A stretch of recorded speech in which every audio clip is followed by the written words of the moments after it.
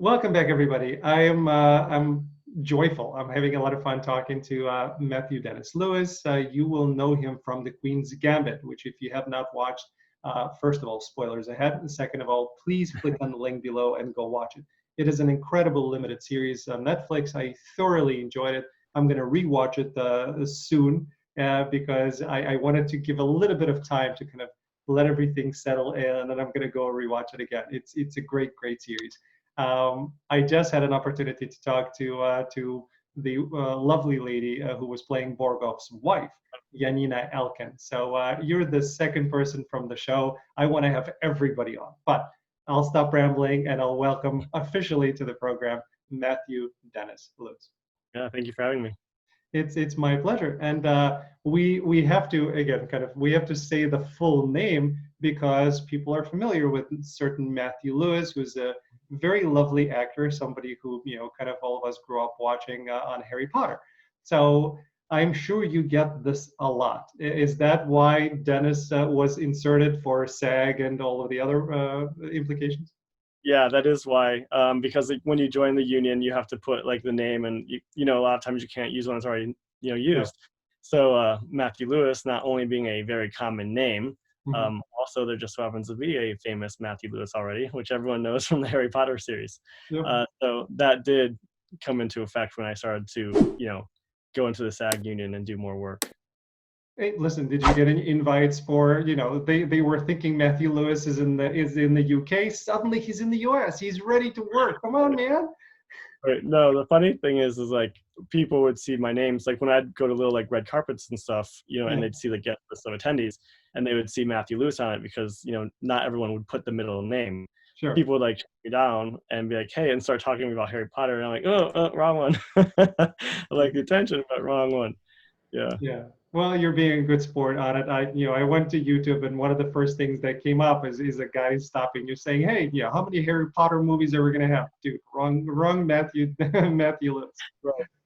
It's been really interesting though, because I have gotten some like fan emails and fan DMs like from Facebook and stuff like that, from people telling me how much they love me in the magic movies. And, and it's like really funny because I know what they're talking about, and I'm just like, oh, wrong one. Yeah. Well, listen, there is another Alan Weisberg out there. He's a really nice lawyer in LA. So I actually reached out to him, and when I kind of started all of my speaking and then acting career, I reached out. I said, hey, listen, your name is going to be all over the place. I'm sorry about that. Here's who I am. I'm a good guy, and I always talk about him. I said, anytime people need to find me, I said, just Google Alan Weisberg. There are only two of us. One is a really nice lawyer in LA, and I'm the other guy. So thankfully he's not a part of the union, so I never had an issue with my name. But did you ever get a chance to talk to Matthew Lewis? And oh, okay. I have not. No, maybe someday. Maybe we'll have a sit down. Yeah, it would be fun. And again, on some headshots, you guys actually look similar. So I can see where that may come from as well. Yeah, I've actually found my headshot on a couple of his fan sites before.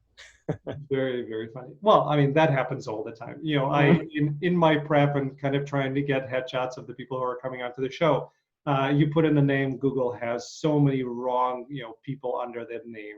I'm sure there's stuff under my name as well. Actually, that may be an interesting thing to look at. I will. Anyway, so that's very cool. And I find it, we'll get to the Queen's Gambit, I promise, for those of you who are watching that want to know about the show, me too. But I find it interesting from an acting perspective that, we all have to deal with type. We all have to deal with representation and with people saying, well, you're great, but we really already have somebody like you there. You not only do you have to deal with the name issues, but you also have to deal with somebody who not only looks like you, but has pretty much the same name, with the exception of the middle and the last name. You have a twin, Russ, who's also an actor, which I can't even imagine what that's like. I know you guys are close and you're really good friends, and you worked on projects together like Godless and the Queen's Gambit. But what is that part like? Do you ever kind of are you represented by the same agent? Do you ever get crisscrossed? No, at one point in time we had the same commercial agent because acting commercially as twins is very beneficial. Sure. But as far as theatrically, we've Yeah. always had separate reps, both as agents and managers, Yeah. because we do love working together as twins, but Mhm. we also have different trajectories and careers as what we'd like to do as Yeah. solo like artists as well. Yeah. So it's really good to have that division, because at the end of the day, also, if we were both to be auditioning for the same role and we both were up for it and both pinned and we had one agent, it's like, who does that person fight for? Then it gets awkward, Yeah. so it's always good to have that separation. Very But I mean, as far as the twin aspect, it's great because we've always been very supportive of each other. And, if one, is booking something or needs help with something, the other one's there to help. We always do all of our auditioning together. We run lines together. It's like having a built-in acting buddy. That's very cool. So there was never a time where when you kind of didn't know that both of you were up for the same part, you walked in and said, "Dude." Actually, surprisingly, we haven't had to audition against each other that much yet. We've Very kind cool. of been fortunate to get called in for different things. Very cool. And then again, we'll get to your Muay Thai because I'm a huge martial arts enthusiast. So we're definitely going to cover that. But kind of looking, I didn't see, I haven't done enough research on Russ, but has he done martial arts? I think you're a little bigger than him physically. Yeah. Yeah, no, I got into it when I was living in New York City. Right. Didn't really get into it much, but we would do pad work and stuff on the side, and we work out together, like him and I doing pad work. So he did that aspect of it, but he never, trained in the gym with me or competed. Got it. So I mean, that's another differentiation factor, right? So you can go kind of the martial arts, Yeah. route. It helped me book a lot of my earlier indie roles and stuff.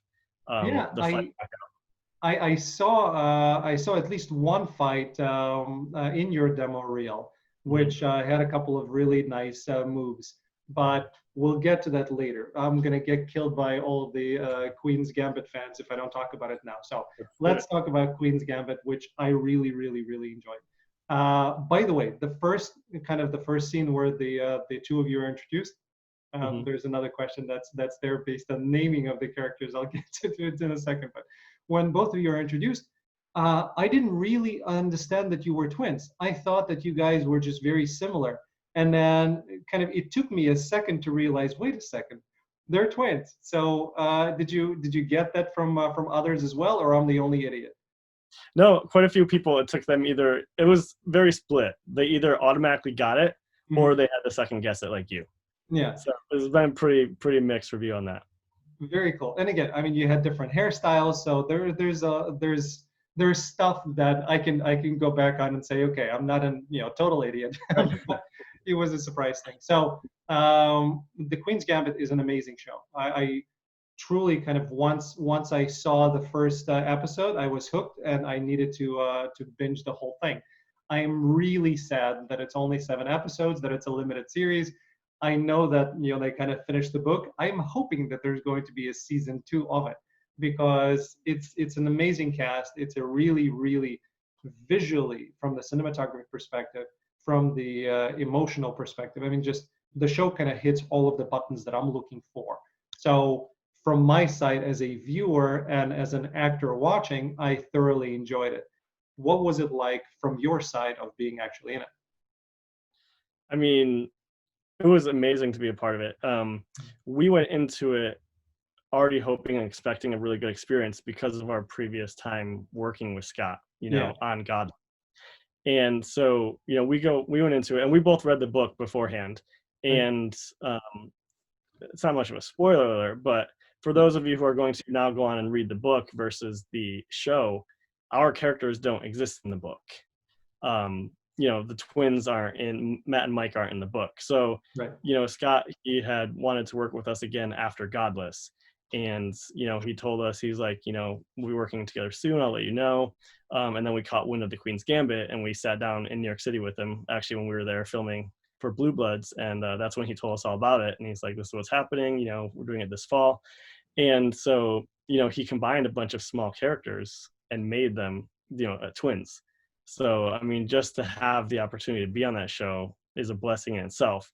But to then be there working with the caliber of actors that we were with, it was just, it's one of those things that it's like an acting class in session. Like, you're constantly learning the whole time you're on set.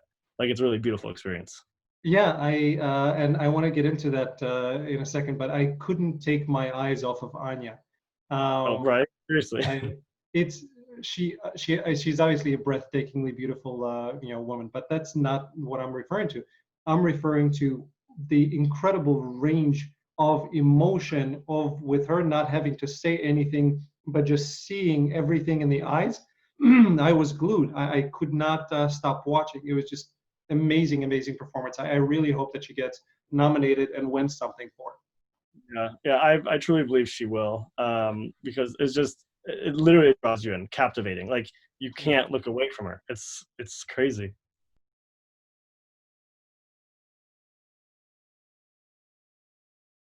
And the names, I just have to go back to that because again, you're Matthew, he's Russell, and then the names of the characters are Matt for you and Mike for him.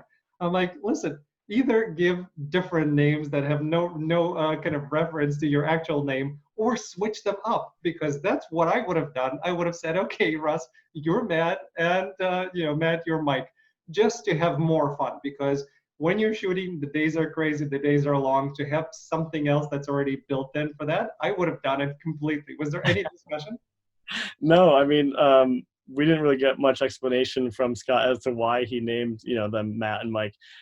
We had some of our own speculations that Mhm. we were toying around with because he had, written Minority Report, and there were twins in that named Matt and Mike. So we were like, is it an ode to them? Is he pulling names back? It's like, but as far as whether we were named Matt and Mike or Mike and Matt, I think it would have been disastrously funny but confusing on set if he was to be Matt and I was to be real Matt, and then trying to call Matt to set, or let's change Matt's wardrobe or something. It would have been funny. Yeah, that's awesome. I think it's just one of those things where like I want to hear Scott talking about this. So Scott, if you're watching this, please come to the program so we can discuss it. Okay. Anyway, going off. So we were talking about how the show really is kind of this acting school where you can just witness it, and you had a chance to really work a lot with Anya. I'm pronouncing it in the Russian way. I know she's pronouncing it more Enya, or different people kind of have their variation.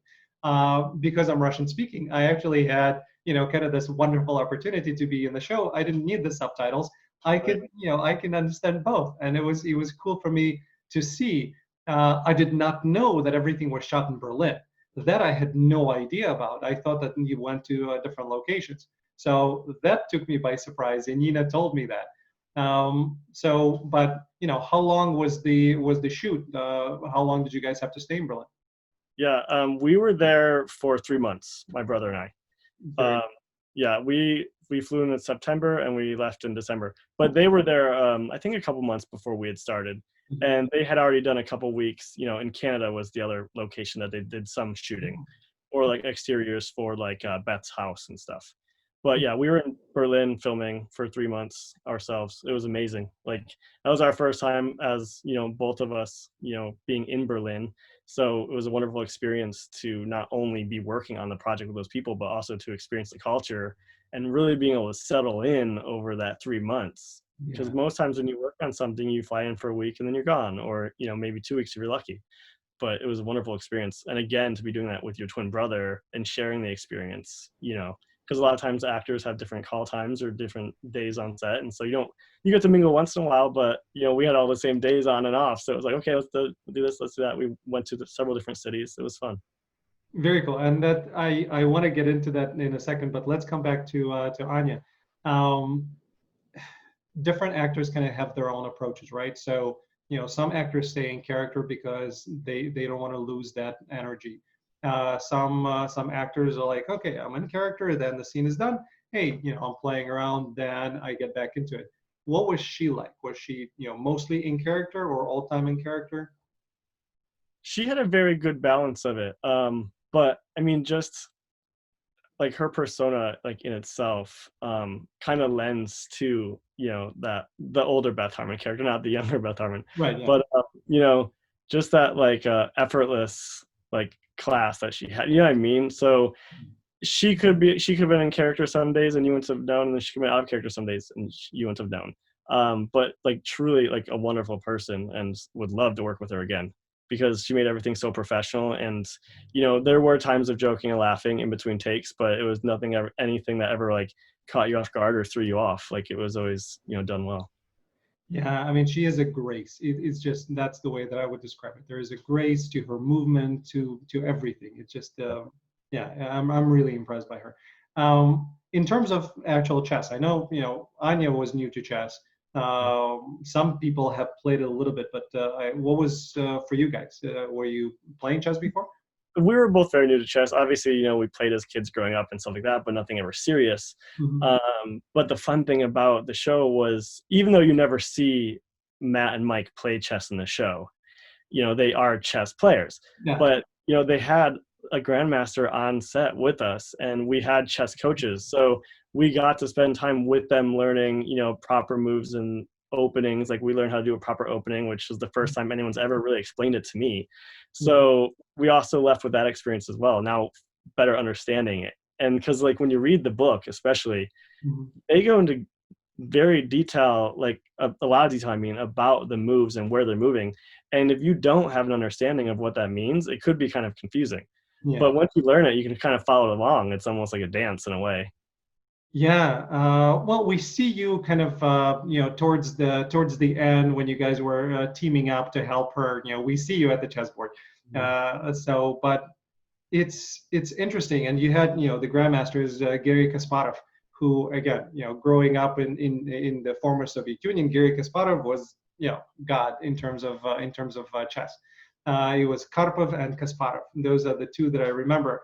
And chess is a really, really kind of well-developed sport and activity in the former Soviet Union. I remember as a kid, just in our backyard. Backyard there, you don't have private housing. Usually, you just have tall buildings.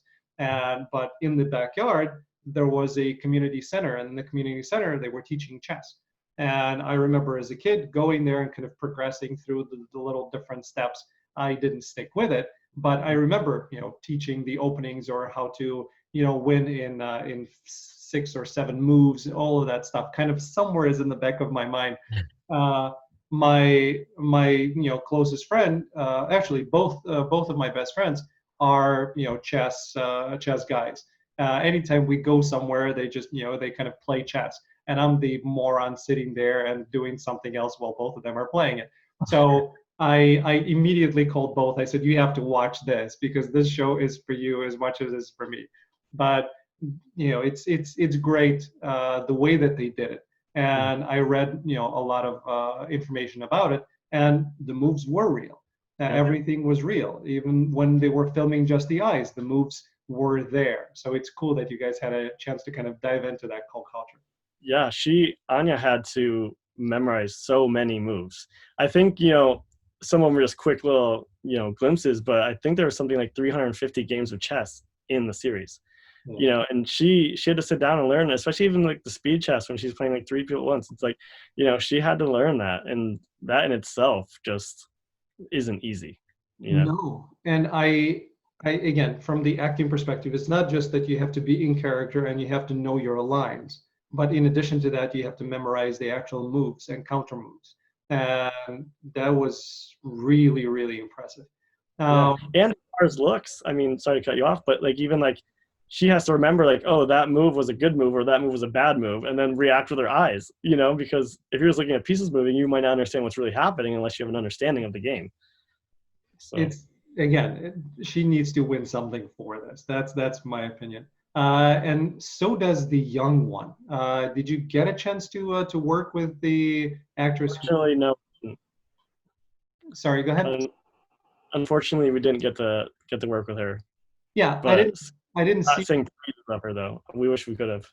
Yeah, I didn't see it in any of the scenes because by the time you were introduced, there was already Anya playing her. But I thought the I am so sorry the younger girl who was playing the young Beth. I did not look up your name. I will, and we'll post it right below. But I thought she did a really, really fabulous job. Yeah, she was wonderful. Yeah. So again, from the from the acting perspective and being around and kind of seeing the actors that you got to hang out with, were there any things that were there things that you picked up on that you're now able to utilize and kind of put it in your acting box of tools? Definitely with Anya. And again with Thomas, because Thomas Roy Sangster was there and we had worked with him on Godless. But again, it's not as much the style, but it's the ease in which they do it. Like they go into it with such like, I'm blanking on the word, but it's almost effortless for them.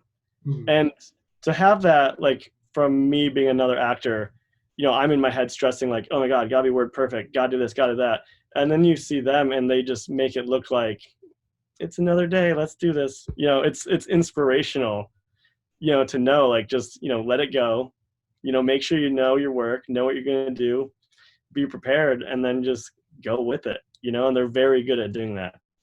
Yeah, it's tough. I'm in my head all the time. I'm highly analytical. It took me a long time to get most of it out and to be kind of grounded and free and play, but it's a process for me.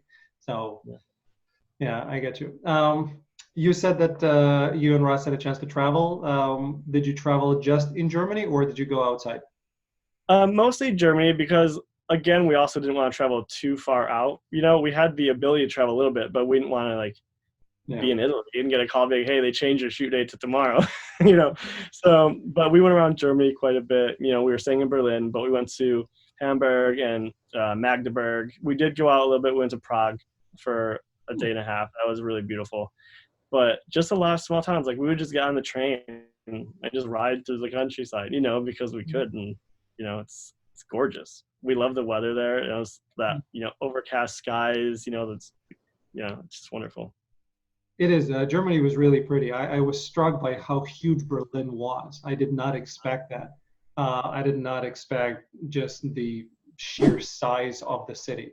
I'm from Chicago, so it's not like I come from a small city, but I did not expect Berlin to be just massive. Yeah, and just like the juxtaposition of old and new is so crazy. Like you'll have these really old buildings and then right next to it, like a brand new skyscraper. It's just crazy to see the two worlds colliding. Yeah, and I remember before we went to Berlin, I saw Bridge of Spies kind of right before that. So going to the DMZ and kind of going to the wall and walking there, it all brought back a lot of different memories. Yeah, very cool. Okay, let's talk martial arts and kind of how you got into it, because from an acting perspective, I also find this interesting. Russ was already in New York. He was already studying. He said, hey, do you want to come to New York? And you kind of decided that you'll do that. You started studying, and then if I read correctly, please correct me if I am not, but you started auditioning, you started your acting process, and then it fizzled a little bit for you. You didn't have as much of a heart in it, and that's where Muay Thai came in. So first, before we get to Muay Thai, what did you find that kind of said, I don't love this as much anymore? It wasn't that I wasn't enjoying the acting process as much, but when I first moved to New York City, I was, I had moved there and I was like, okay, well, I'll do a little bit of like modeling, like fitness modeling, a little bit of acting, this and that. And, and my interest was in acting, but I had just like a couple of bad experiences, not with like acting itself, but people in the industry, and stuff like that. And, it just kind of deters you and like breaks you down a little bit. And like, that's when I actually got into the martial arts. Is, something I always wanted to do growing up, but I never had the opportunity to do it. And so one day, I loved the style of Muay Thai. And so I looked up a gym and I found this place called Fight House, in Midtown. And I went there and I started training with my coach, Brandon Levy. And he had started his own gym eventually called Evolution Muay Thai. And, it just became my life in like a good way. And I found myself I would still go on auditions and stuff, but it wasn't my priority. And I found like a family in it because everyone was so close, in the fight world. And, I made some wonderful friends, and like one of my friends right now, Angela Hill, you can still follow her. She's doing very well in the UFC right now. Cool. So, so I lived vicariously through her. So, and eventually I got to the point to where I was missing acting and I didn't know what I wanted to do. Because I didn't know if I wanted to go pro fighting and take that route, or I didn't know if I wanted to continue what I moved to New York to do, because I started to have that itch and that want to get back into it. So that's when I decided to move to Hollywood. I was like, I'm gonna do it. You know, I love everything with fighting, but that's a very limited career path. You know, Yeah. I mean, you could always go with stunts. You know, you can do stuff like that, but that wasn't really what I wanted to do. So I made the decision to move to Hollywood, and I was like, I'll do the whole, you know, pilot season thing. I'll go for a few months, and just never went back to New York. You know, I like left everything there. Our little brother, he was, you know, I lived in the apartment with him, and he was just like, you're just not coming back, you know? And so, you know, he just had to sublet my room, and we never really knew when I would go back. It just never happened, you know? So it was just one of those crazy things. But I was very fortunate the whole time to continue working, and I'm glad I made that choice, because, you know, everything kind of just started to fall into place for me. Yeah, we'll get there in a second, but I wanted to circle back to something that you mentioned of the, you know, bad experiences within the acting community, without naming names. But what were some of the bad things that happened to you that kind of made you? Like one of them was, I was with an agency that is now dissolved. They no longer exist, but they weren't paying their, you know, their actors and models. Wow. You know, it would be like 6 months, and we'd be like, hey, where is our check? And they'd be like, oh, it's coming. We have to hold it for X amount of time. And it was just like, no, that's not how it works. Like, you know what I mean? Like, there is the understanding that an agent has to get it and process it. And like, some do hold it for like a week or two because of that, but it should never be 3 months, 6 months, you know? So it was stuff like that. And, you know, just to have, when you'd question it, to have them then come back with hostility, like as if like that's just the way it is and live with it. I was like, I don't want to deal with that, you know, and that kind of put a sour taste in my mouth for what the business side of the career actually was. You know, as much as you could have a love for acting, like whether it's TV, film, stage, whatever, if that's the business side of it, then you don't want to have a part of it, you know? And so I'm glad that eventually I found the right reps who were the complete opposite. You know, they were supportive. Everything's done on time. You know, there's never a question of where's the money, you know? So I'm glad I didn't let one bad taste ruin my entire career, but it did deter me in the beginning. And that's why I decided to go a different route. I got you. And that probably, you know, I'm guessing at this point, but if I were you at that point, I would go want to, punch a heavy bag and kick a heavy bag for a little while to get the. Why not? Yeah. I got it. So, not circling back, but moving forward. So you went to Hollywood. You already have, you know, you're a competitive Muay Thai specialist or, you know, practitioner. And that you said that helped you get some indie roles. Yeah, it really helped with some of my, you know, beginning roles, because a lot of them, they wanted fight choreography and people who were comfortable looking like they were real fighters. And I was just like, well, I am a real fighter. So obviously there's a little bit of differentiation. Obviously for film and TV purposes, you don't strike, you know, with as much precision as you would in a real fight, because it doesn't play on camera. So there was a little bit of learning to, you know, even though I'm like, no, that's not proper, you know, it's not the proper way to punch, you have to understand, no, but on film that looks great. But no, it really helped me in the beginning land some roles. Very cool. And you're absolutely right. It's going to be slower, and everything has to look a certain way, otherwise it doesn't translate. I talked to martial artists, and I've had real martial artists on the show who went into acting, and it took them a while to get used to it. It really was something that they had to grapple with. Of, you know, this is how you can do this, otherwise it doesn't translate on camera, or you're doing it too fast. You have to slow down. So it's true. But in Muay Thai, I'm not a Muay Thai specialist by any way, shape, or form. I have never trained in Muay Thai. I train more kind of mix and, you know, probably more more kung fu and hapkido and a bunch of styles kind of tied together. But Muay Thai, I'm a huge fan of because of Tony Jaa.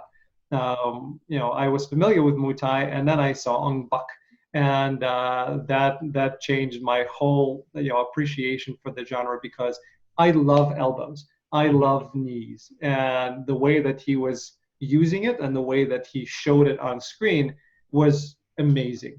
So, what made you choose Muay Thai as opposed to other styles? I wanted something that was not that, like, I mean, all fight styles in some way are competitive, Right. but not all of them are combative. Yeah. A lot of like karate's that you'll match up against people and you'll go point for point. But I was very much in that zone of like, I want to be hit. Like I want to have something like rough, like the grit that comes with it. But I wanted something more than boxing, because I love, growing up, there's 4 boys, there's 4 little kids running around the countryside in upstate New York. So we would fight all the time. And, part of the fun is using every limb you have. So, I really wanted something to incorporate that, the same as you said, like I love knees, like I love kicks, I love the versatility. And also just, it's more that you have to work against. If you're boxing, okay, I'm defending my upper half. Yeah. But with kickboxing, you got to defend the lower half too, and I liked the challenge. The style is beautiful. I always just loved seeing it, whether it was portrayed in like a video game or a film. Mm-hmm. And it literally was just the first thing I looked up, and I was like, that's it right there. Yeah. Come to think of it, Ong Bak was not the first time I was introduced to Muay Thai. Kickboxer was the first time I was introduced to Muay Thai. It was Jean-Claude. So Jean-Claude, my apologies. Tony Jaa, you're amazing. It's again in the applicability of it, right? My kids do taekwondo, and taekwondo is awesome, but in terms of practical applications of it and real street applications of it, it's MMA for a reason, and it's MMA for a reason, boxing for a reason, Muay Thai for a reason, because you know how to take punches, and your normal way of practicing is a fight. It's just, it's not a fight at the full-on level, but sometimes it is. So you're used to it. 75%, Yeah, it's you need to be punched a few times and you need to be kicked a few times to understand that, okay, it hurts, but I can continue working. I am not that. I learned that really early on, that I love the art of it. I love practicing. I love watching. I love understanding. I know a few things. I have my black belt, which I consider my honorary title. So I have that, but I learned very quickly that there are real fighters, and then there are people who are appreciated. I'm definitely this. Yeah. So you still hit. I know Russ is in New York, right? So you're in LA. Russ is in California as well. We're just home at the moment. To be with family. Got it. So do you still practice? How often do you do Muay Thai? I still do pad work and stuff quite often. Like I had mentioned before, Russ and I will do it. Sometimes I'll pull in some friends to do it. It's been hard this year because can't really get people together. But no, we do still practice and train all the time. And who knows? Maybe someday I'll get the itch to go back and do a fight or two. You never know. Maybe. I'm just thinking from an acting perspective, right? Because Muay Thai, you do get hit in the face and you do get bruises. So does your agent and kind of your whole team knows this is a guy that does this, and we may send him in for something, and then his face may look different by the time he comes to the audition. No, they do know of my background. I'd probably definitely have to run it by them if I was to get competitive again. Yeah. But when I was in New York, I did go to several auditions with black eyes. But the good thing is a lot of times you can successfully cover it up with like a makeup or something. Yeah. But then one time it worked in my favor because they were casting for fighters. I'm like, hey, look. So hey, you never know. Yeah. Ever-changing business. Yeah. Very funny. By the way, and again, you being in shape, people can look at some of your photos. You see a really athletic, cut, muscular physique, and that's the part where I'm like, he played a nerd in the Queen's Gambit, really, they didn't kind of show that part, and that would have opened some eyes. Was there? I know there was a pool scene, Mhm. but I not to my recollection. Whereas you can really see how We were covered in towels and stuff. yeah, I mean, you guys jumped into the pool, so there was a little kind of insert in there, but was there any point where you're like, guys, we can do something with this? Right. Well, I had joked about it because with my friends, I was like, I'm gonna take this seriously. I'm a chess nerd. I'm gonna stop working out, and I'm gonna gain weight. And they're like, and like I did do that, because I didn't want to go into it, being as ripped as I normally would. Just I wanted to be more in the mindset of who Matt the actor was Yeah. versus Matt the character was. I wanted to become Matt the character. So I did stop working out. I did gain a little bit of weight, and my friend's like, "You gained 5 pounds." Like that's not really. I'm like, "Hey, it's a start." But yeah, Well, don't get into that habit. Don't be the actor who gained 30 pounds. no, I would never be able to do that person that like they're gain 100 pounds for this role and then they lose 150 for the next role. I don't know if I have that discipline. I remember cutting weight for fighting, and just losing 20 pounds is not fun. Yeah, and it's not healthy, so No, don't no. do it. Gary Oldman said, "No, I'm putting on a fat suit for for the role. I'm not doing it." So yeah, I wouldn't recommend it. And then last part on the martial arts side of there's a whole martial arts genre of martial arts films. So is this a genre that you ever wanted to kind of explore or audition for? Yeah, I would absolutely, love to get into that.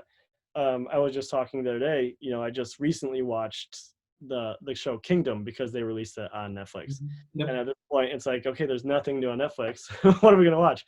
And I watched it, and I was the entire time I was watching all 3 seasons, I was like, I would definitely do a show like this. Like, it would be so fun. They looked like they had. The good thing is that they kept the integrity, I felt, of the training and the cutting of weight and the fights, which I really enjoyed, which I think is what would make something like that, whether it be a film or a TV series, so fun. Mhm. Just because you get to do the training and do the grueling, sweaty runs. There's something that goes along with that always makes me nostalgically miss when I did compete. Because there was just something about getting up at 4:30 in the morning to get your 3 mile run in before you would then have your quick little green shake before you go train for 3 or 4 hours. It's just the nostalgia of it. I think would be amazing. No raw eggs, drinking them in the morning. I'm doing raw eggs, but I ate a lot of eggs back in those days. A lot of eggs. I got you. Did you ever watch Warrior, Cinemax's Warrior? No, I have not seen it. No, Dude, I'll put it on my list. yeah. Let me put it to you this way. I started subscribing to Cinemax just to watch Warrior. Yeah. It's a show based on Bruce Lee's writings, so it's fantastic. I've had one person on the show already on my show from the show. Another one is coming on next week. It's a really solid show, and then martial arts there is legit. So I highly suggest it. I'm gonna watch. I'll send you an email. Like, hey, this is Yeah. what I thought. Absolutely. And then the other one where again, I grew up watching Karate Kid. You're younger, but have you seen the new Cobra Kai? No, I have just bits and pieces of it actually. Mhm. Uh, but I did have the opportunity to work with Martin Cove on a war film that I did a couple years back. So that was a lot of fun to be able to talk with him, about Karate Kid, and so I'm gonna watch it. Everyone keeps telling me to watch it just because of the nostalgia. Well, not just nostalgia. I started watching it because of nostalgia, but the in Karate Kid, it's a great series, but not series of films. But the karate wasn't really there. Whereas in Cobra Kai, they're doing serious training, and the kids are really into it, and they're being trained by real people like Simon Ray, Mm. who's incredible martial artist. I know there are others as well. So the fights and the fight sequences are legit, and I really enjoy watching it. And I've had one of the people on my show, so it's a really good show from a martial arts perspective, from an emotional perspective, from a nostalgic perspective, and a continuity kind of Karate Kid whole franchise, if you will. So and it's good because it's quick bits too. You don't have to sit down for a whole hour and a half.